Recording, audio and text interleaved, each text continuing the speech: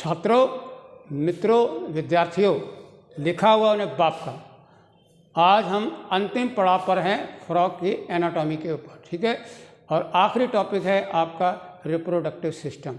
काफ़ी लंबा सफ़र है और हर चीज़ को आप नोट करके लिख करके ध्यान में रखेंगे और ये कभी ना भूलिएगा, लिखा हुआ अपने बाप का। दुनिया चाहे कुछ भी कहती रहे, आप लिख लीजिएगा, आपको बहुत लाभ होगा। आइए ले चलते हैं फ्रॉग में। फ्रॉग में याद रखिए सेक्सुअल डायमॉर्फिज्म है, मेल अलग है, फीमेल अलग है, ठीक है। तो आप एक्सटर्नली भी इनको रिकॉग्नाइज कर सकते हैं और इंटरनली भी। एक्सटर्नली मैंने आपको बताया था कि कपुलेटरी पैड होते हैं मेल में, फीमेल में नहीं होते हैं। और आज हम देखते हैं इसके अंतिम वीडियो में कि क्या है रिप्रोडक्टिव सिस्टम में। आइए, रिप्रोडक्टिव सिस्टम में मेल रिप्रोडक्टिव ऑर्गन होते हैं और फीमेल होते हैं। तो पहले हम मेल रिप्रोडक्टिव ऑर्गन की बात करते हैं। पॉइंट देखिएगा कैसे निकाले मैंने। A pair of yellowish ovary test. सवाल है, testis the main male sex organ, इसका कलर क्या है वो जरा देखिए। क्या कहता है, पेयर ऑफ येलोइश ओवॉइड, गोल रंग की, पीले रंग की जो है टेस्टिस होती है मेल सेक्स ऑर्गन फ्रॉग की। एक सवाल, फाउंड एडहेयर्ड, और ये जुड़े हुए होते हैं किससे, अपर पार्ट ऑफ द किडनी के ऊपरी हिस्से पर लगे होते हैं, जैसे कि मैंने ये आपको ये लगा के दिखाया हुआ है, ठीक है। ये जो है आपका टेस्टिस है, याद रखिए, मेन सेक्शन पेयर, ठीक है। देखिए, found adhered to the upper part of the kidney, ऊपर के हिस्से में ये लगा हुआ है, ठीक है। डबल फोल्ड, याद रखिए, पेरिटोनियम जो है वो आपकी डबल फोल्ड होकर के एक स्ट्रक्चर बनाती है जिसे कहते हैं मेसोर्कियम। क्वेश्चन बहुत ही इंपॉर्टेंट है। Testis are attach to the upper part of the kidney by means of mesorchium. यानी टेस्टिस यानी वृषण जो है किसके द्वारा टेस्टिस जो है आपके किडनी के साथ जुड़ी हुई होती है। इसका आंसर है मेसोर्कियम। ये दो झिल्लियों का डबल फोल्ड होता है, ठीक है। पेरिटोनियम जो है उसके मिलकर के बनता है जिसका नाम है मेसोर्कियम। तो ये याद रखिएगा। क्वेश्चन ये है मेसोर्कियम का ऐसे करेक्ट इनकरेक्ट या मैचिंग में, तो मेसोर्कियम का संबंध आपका टेस्टिस को जोड़ना किसके साथ, किडनी के साथ, ठीक है। तो ये आपका सवाल जाता है। टेस्टिस से जो निकलने वाला नेक्स्ट जो पॉइंट है वो आपका वास एफरेंसिया। तो टेस्टिस के बाद अगला स्ट्रक्चर जो आ रहा है वो वास एफरेंसिया। बहुत बढ़िया सवाल है, कितनी होती हैं वास एफरेंसिया। याद रखिए 10 से 12 जो है ये होती हैं, एराइज फ्रॉम टेस्टिस। टेस्टिस से निकलने वाली वाहिकाएं जो हैं उन्हें हम वास एफरेंसिया कहते हैं। अब आप जानना चाहेंगे वास एफरेंसिया क्या करते हैं, वो जरा देखिए। वास एफरेंसिया enter into kidney on their side, अपने अपनी साइड में। ये अपने साइड में एंटर है, ये अपने साइड में। तो वास एफरेंसिया किस में खुल रही हैं, ये बहुत ही खतरनाक सवाल है, बिडर कैनाल में, ठीक है। सारी वास एफरेंसिया खुल रही हैं बिडर कैनाल में। और ये बिडर कैनाल जो है ये फाइनली जो है वो कहाँ खुल रही है, यूराइनोजेनिक डक्ट में। मैंने आपको पहले ही बताया था, मेल में यूराइनोजेनिक डक्ट है, फीमेल में नहीं है। यहाँ देख लीजिए, ये यूराइनोजेनिक डक्ट जो है मेल में तो है, लेकिन फीमेल में यूरेटर है। ये आपको पॉइंट याद रखना है, ठीक है। उसके बाद क्या होता है, ये यूराइनल डक्ट जो होती है किडनी की निकल करके बाहर आ रही है, देखिए। और कहाँ खुल रही है, क्लोएका में खुल रही है। तो क्लोएका का स्मॉल मीडियन चैम्बर है। और क्या इसका उपयोग क्या होता है, व्हाट इज द इम्पोर्टेंट, पास, ठीक है। तो पास क्या क्या चीज़ है, बहुत ही खतरनाक सवाल है। मेल के क्लोएका के कितने फंक्शन हैं, 3। ये आपको ध्यान में रखना है। नंबर 1 फीकल मटेरियल को बाहर निकालेगा, नंबर 2 यूरिन, और नंबर 3 स्पर्म। बड़े बड़े अच्छे गलती कर जाते हैं और उनको पता नहीं चलता सवाल कहाँ से। तो जब आपके मैचिंग होती है ना, टेबल भरा होता है, तो उसमें लिखा होगा क्या है, फीकल मैटर और या कोई ग्रैंड चारा डाइजेस्टिव एंजाइम, लेकिन करेक्ट सीक्वेंस जो होगा फीकल मैटर, यूरिन और स्पर्म का होगा। इस तरह से जो है मेल के अंदर इंपॉर्टेंट रिवीजन पॉइंट जा रहे हैं। कलर याद रखिएगा, येलोइश, ठीक है, और मेसोर्कियम से जुड़ा होता है। दूसरा सवाल, ठीक, पेरिटोनियम की डबल लेयर होती है जो उसको जोड़ती है किडनी के साथ। और वास एफरेंसिया का तीसरा सवाल है, कितने, 10 से 12। चौथा सवाल है, वास एफरेंसिया किस में खुलती है, बिडर कैनाल है। और बिडर कैनाल किस में खुलती है, यूराइनोजेनिक डक्ट में। और यूराइनोजेनिक डक्ट किस में खुलती है, आपके क्लोएका में। और क्लोएका के 3 फंक्शन है, फीकल मैटर को निकालना, यूरिन को और स्पर्म को बाहर की। Okay, now come to female reproductive organ.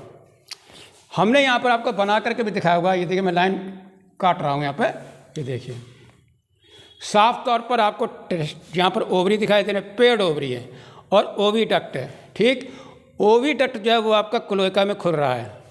कहने का मतलब ये है कि यूरेट्रा की ओपनिंग और आपके ओविडक्ट ओपनिंग अलग अलग जो है अपने स्थान में क्लोएका में खुलते हैं, और ये आपका यूरेटर है, ठीक। फैट बॉडी लगी होती है। अब देखिए ज़रा सा फीमेल रिप्रोडक्टिव ऑर्गन के पॉइंट देखिए। ए pair of ovaries situated near the kidney के पास ये आपसे लगी हुई है।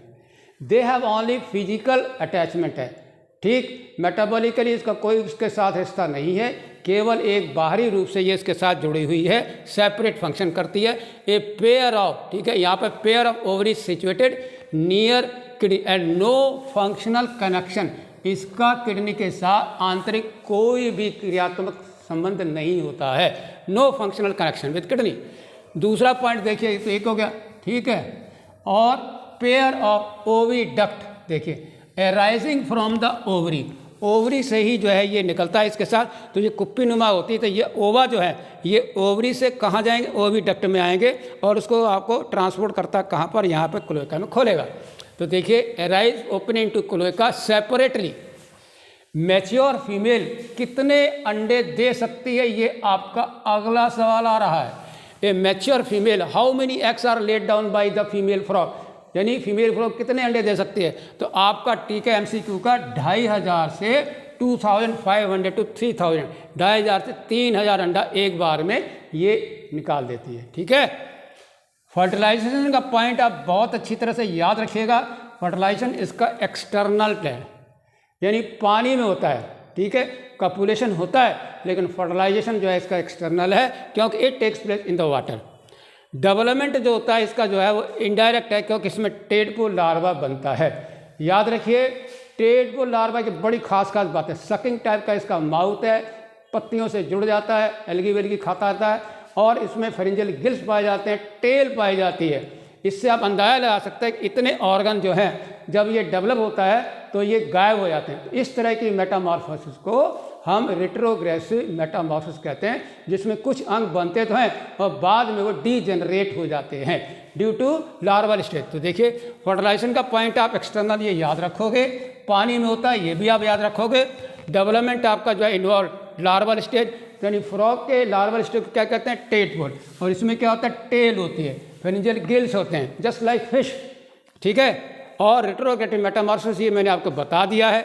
और ये डायग्राम जो है आप ज़रा देख सकते हैं, मेल में मेन सेक्स ऑर्गन टेस्टिज, उसका आपका ओवरी है, इसमें यूराइनोजेनेटेड डक्ट है, उसमें यूराइनोजेनेटेड डक्ट नहीं है, ठीक है। इसमें दोनों की ओपनिंग यूरिन की और स्पर्म की एक ही, जब किसमें क्या है आपका अलग अलग है, ठीक है। और ये सवाल मैंने आपको बताया था कि क्लोएका मेल का 3 चीज़ें सीक्रेट करता है।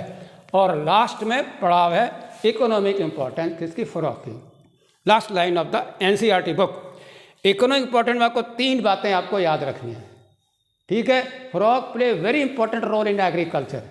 व्हेनेवर कभी आप धान के खेत में जाइए, किसी भी खेत में जाइए तो कूदते फाते रहते हैं, तो ये करते क्या है, ये है इंसेक्टिवोरस, आपके खाते हैं किसको, कीड़ों मकोड़ों को, तो वो सफाई करते हैं। और इंसेक्ट का पेस्ट होती है जो कि हमारी एग्रीकल्चर प्रोडक्शन को बहुत ही कम कर देते हैं। तो इस तरह से ये नेचुरल वे है इंटीग्रेटेड पेस्ट मैनेजमेंट का, जिससे कि आप फ्रॉग जो है हमारी क्रॉप को बचाता है, किससे, पेस्ट से रहता है, कीटों से। तो beneficial to the mankind, eat insect को खाता है, इस तरह हमारी फसलों को रक्षा करता है, ठीक है। मेंटेन इकोलॉजिकल बैलेंस, याद रखिए फूड चेन और फूड वेब के बीच में क्या करता है, कनेक्टिंग लिंक का काम करता है। और किसी का भोजन बनता है, किसी को खाता है, तो सांप को जो है वो मेढक को बिल्ली वो सांप खा सकता है, ठीक है, और मेढक जो कीड़े मकोड़े खा सकता है। तो एक दूसरे के जो है वेरियस फूड चेन मिल करके आपका फूड वेब बनाते हैं। कहने का तात्पर्य सवाल उठाएगा, which of the following play major connecting link between food chain and food web, and your answer, आपका उत्तर होगा फूड चेन और खाद्य श्रृंखला और खाद्य जाल के बीच में वो है आपका फ्रॉग है। और लास्ट में आपके जो मसल है, इसकी टांगें, वो बहुत ही ईस्ट में जो है लोग खाते हैं, चाइना वगैरह में बड़े आराम से भोजन के रूप में यूज़ की जाती है। और कई जगह तो इसका अचार वगैरह बनाते हैं, काफ़ी फ्लैशी होती है, टेस्टी होती है, ठीक है। मुझे उम्मीद है कि आपको पूरा चैप्टर 7वां एनसीईआरटी का एनाटॉमी, टिश्यू और कॉकरोच फ्रॉग का आनंद आया होगा। और इन्हीं शब्दों के साथ बहुत बहुत धन्यवाद, और अगली बार आपको मिलेंगे revision of this chapter as a focus point for NEET exams. Okay, thank you very much.